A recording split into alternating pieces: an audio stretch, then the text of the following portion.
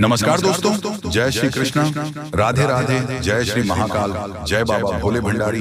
स्वागत में हमारे इस YouTube चैनल में। तो मेष राशि वालों, बेटा, क्या हमारा भाग्य पहले से लिखा होता है?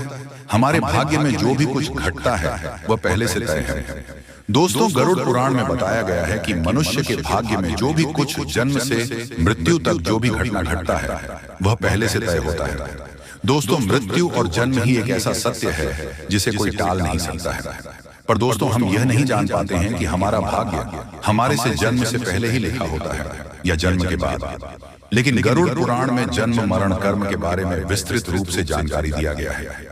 तो आइए शुरुआत करते हैं गरुड़ पुराण की कुछ ज्ञानवर्धक प्रस्तुति की। मनुष्य का भाग्य कब लिखा जाता है? क्या मनुष्य भाग्य उसके जन्म से पहले लिखा जाता है या जन्म के बाद? दोस्तों, जानकारी के लिए हम आप सभी को बता दें कि गरुड़ पुराण की इस ज्ञानवर्धक प्रस्तुति में आप खो जाएं।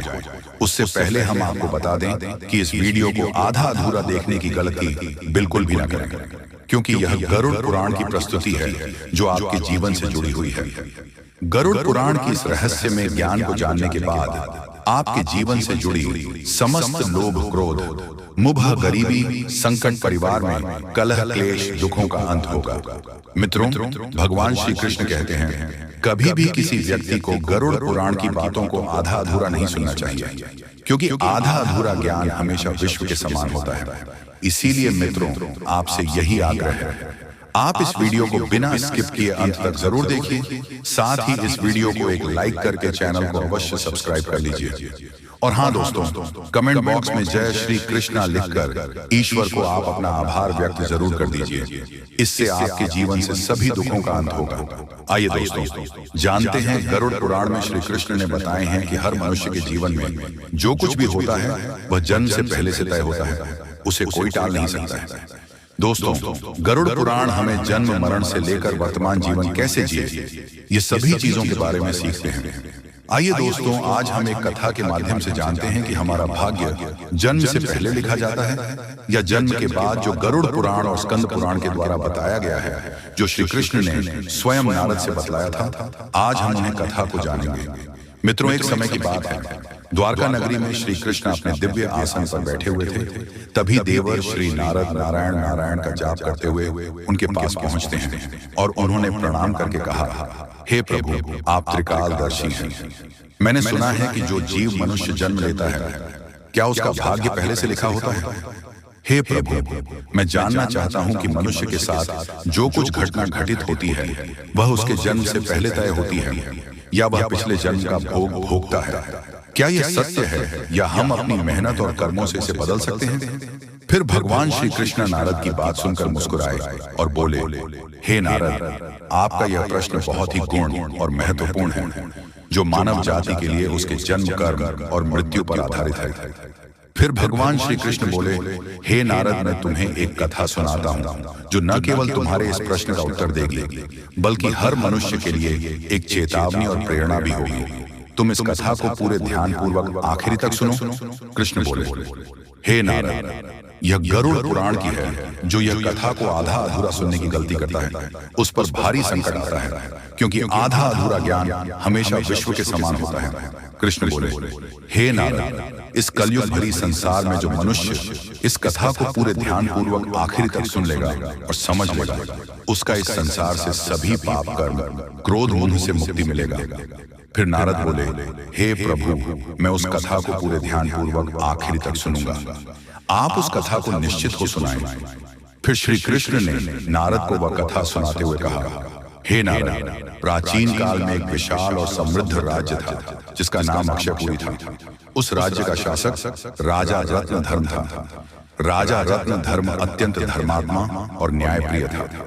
वह सदैव अपने राज्य के प्रजा के कल्याण के लिए काम करता था और धर्म का पालन करता था। उसे भगवान से एक संतान का आशीर्वाद चाहिए था, ताकि वह अपने राज्य का कार्यभार किसी योग्य उत्तराधिकारी को सौंप सके। फिर हे नारद, राजा रत्न धर्म और रानी दोनों ने कई वर्षों तक तपस्या की।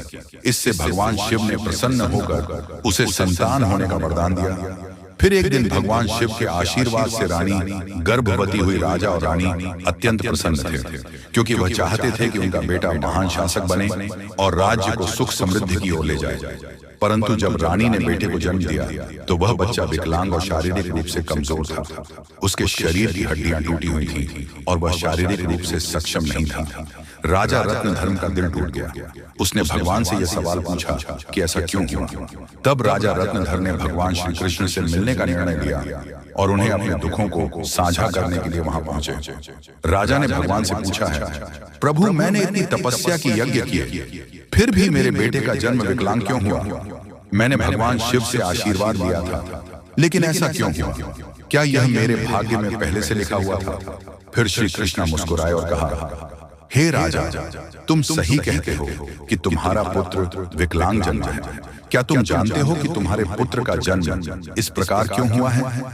यह तुम्हारे द्वारा किए गए पूर्व जन्मों के कर्मों का फल है। यह तुम्हारे पिछले जन्म के कर्मों का परिणाम है जो तुम्हारे भाग्य में लिखा हुआ था, लेकिन इसका कारण यह नहीं है कि तुम्हारा भाग्य पहले से निर्धारित था। जी हाँ दोस्तों, यह घटना तुम्हारे और तुम्हारे बेटे के कर्मों का फल है जो उसके पिछले जन्मों से जुड़ा हुआ है। राजा ने आश्चर्यचकित होते हुए पूछा, हे प्रभु, क्या भाग्य वास्तव में पहले से लिखा होता है? श्री कृष्ण ने कहा, जन्म, मृत्यु और जीवन के उतार चढ़ाव पहले से निर्धारित होते हैं, लेकिन हम जो कर्म करते हैं वह हमारे भाग्य को बदल सकते हैं। जिस दिन तुम्हारे बेटे का जन्म हुआ उस दिन तुमने एक विशेष संतान का वरदान प्राप्त किया था, लेकिन उस संतान को चुनौतियां मिलना जरूरी था ताकि वह अपने जीवन में धैर्य, साहस और पराक्रम को विकसित कर सके। लेकिन उसका भविष्य केवल उस समय के कर्मों से नहीं होता है, बल्कि यह तुम्हारे पिछले जन्मों के कर्मों का परिणाम है। श्री कृष्ण ने राजा रत्नधर्म से कहा है, राजन, भाग्य और कर्म में बहुत गहरा संबंध है। हमारे कर्म ही हमारे भाग्य का निर्माण करते हैं। यही कारण है कि हमें जीवन में अपने कर्मों को सदैव धर्म और सत्य के मार्ग पर रखना चाहिए। श्री कृष्ण ने कहा, हे राजा, जो कुछ भी तुम्हारे जीवन में घटित होता है वह तुम्हारे पिछले जन्म के कर्मों का परिणाम है। यदि तुम्हारा बेटा विकलांग जन्मा है तो यह उसकी आत्मा के पिछले जन्म के कर्मों का फल है। जब तुम एक पुण्य आत्मा के रूप में जन्म लेते हो तो तुम्हारे जीवन में कठिनाइयां और संघर्ष जरूर होंगे, क्योंकि इस दुनिया में हर आत्मा को कुछ ना कुछ कष्ट भोगना पड़ता है ताकि वह अपने पिछले कर्मों को समाप्त कर सके। लेकिन याद रखो, तुम्हारे बेटे के जीवन में जो कठिनाई है वह उसकी परीक्षा है। यदि वह धैर्य और साहस से इन कठिनाइयों का सामना करता है तो वह अपने भाग्य को बदल सकता है। एक दिन वह वही कार्य करेगा जिसकी कल्पना तुमने अपने जीवन में की थी मित्रों। फिर राजा रत्नधर ने पूछा, हे प्रभु, क्या मैं और मेरे पुत्र अपने भाग्य को बदल सकते हैं? श्री कृष्ण ने उत्तर दिया, बिल्कुल, तुम दोनों ही अपने भाग्य को बदल सकते हो। तुम्हारे बेटे के जन्म के समय जो विकलांगता थी वह उसके कर्मों का फल था, लेकिन उसका भविष्य तुम्हारे अच्छे कर्मों पर निर्भर करता है। यदि तुम उसे साहस, धैर्य और आत्मविश्वास से भर दोगे तो वह अपने भाग्य को बदल सकता है। तुम्हारे अच्छे कर्मों के परिणाम स्वरूप वह एक दिन महान बनेगा और राज्य का भार संभालने में सक्षम होगा। मित्रों, फिर भगवान श्री कृष्ण ने आगे कहा, भाग्य एक चक्र के समान है जो कर्मों के आधार पर घूमता रहता है। जब तुम अच्छे कर्म करते हो तब तुम अपने भाग्य को सुखमय बना सकते हो। फिर आगे श्री कृष्ण से राजा रणधर ने कहा, क्या भाग्य निश्चित रूप से पिछले कर्मों से जुड़ा होता है? श्री कृष्ण बोले, जी हाँ, लेकिन उसे बदलने की शक्ति तुम्हारे हाथों में है। यदि तुम अच्छे कर्म करते हो तो वह तुम्हारे भाग्य को भी सुधार सकते हो। साथ ही भक्ति, साधना और सेवा से भाग्य बदला जा सकता है। भगवान की भक्ति से ईश्वर को प्रसन्न करके हम अपने भाग्य को बदल सकते हैं, यानी अपने किस्मत को बदल सकते हैं। और अब आपका भाग्य 100% बदल कर रहेगा, क्योंकि आप एक अच्छे इंसान, आपका दिल साफ है। तो दोस्तों, आइए सबसे पहले गंभीर बातों को जानते हैं। दोस्तों, हम आप सभी को बता दें कि अगले 72 घंटे के समय आपको अपने जीवन काल में बेहद ही आनंद लेने का समय होगा। दोस्तों, इन 72 घंटे के समय अंतराल में आप अपने जीवन काल में कुछ ऐसे बड़े बड़े लाभ से जुड़ने वाले हैं जो आपको काफी फायदे दिलाने का काम करेगी। दोस्तों, जानकारी के तौर पर हम आपको बता दें, अगर आप अपने घर परिवार में वृद्धि करने का प्रयास तो पूरा करते हैं, लेकिन दोस्तों, अगर आपके घर परिवार में वृद्धि नहीं हो रहा है, घर परिवार में नकारात्मक ऊर्जा प्रवेश है, घर में किसी को अच्छा नहीं लग रहा है, घर की हालात पूरी तरह से अगर बिगड़ा बिगड़ा सा लग रहा है, दोस्तों, परिवार में सुख शांति दिखाई नहीं दे रहा है, एक के बाद एक समस्या परिवार में आती रही है, वहीं दोस्तों, अगर छोटी छोटी बात को लेकर घर परिवार में झगड़ा, लड़ाई, विवाद, क्लेश अगर मचा रहता है, दाम्पत्य जीवन में मधुरता दिखाई नहीं दे रहा है, एक दूसरे में अलगाव हो रहा है, दोस्तों यूं कहें तो अगर कोई भी इंसान आपके घर परिवार में आग लगाने का काम कर रहे हैं दोस्तों, परिवार की सुख शांति पूरी तरह से अगर छीन गई है, आप जीवन में खुश रहने का तो बहुत प्रयास करते हैं, लेकिन दोस्तों खुश रहे ही नहीं पाते हैं, क्योंकि समस्या और परेशानी आपको खुश रहने नहीं दे रहा है।